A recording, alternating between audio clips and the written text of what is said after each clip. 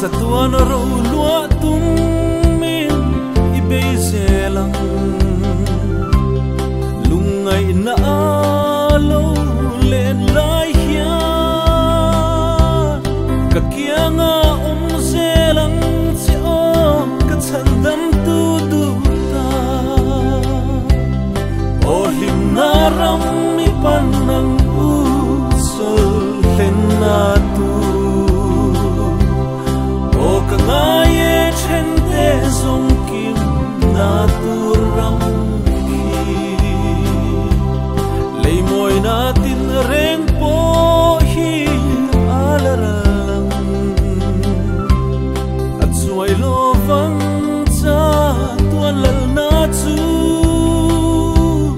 an fil zelang thang thar thengi arama kin lo vang o him na ram mi panang u sol hen na tu o ka ngai chen te song kim na tu ram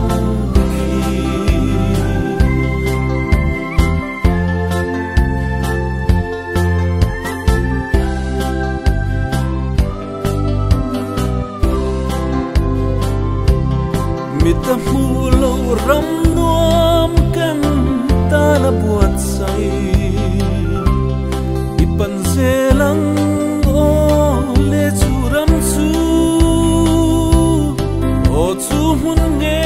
chu mo lo ni kan sa tuan in tu chu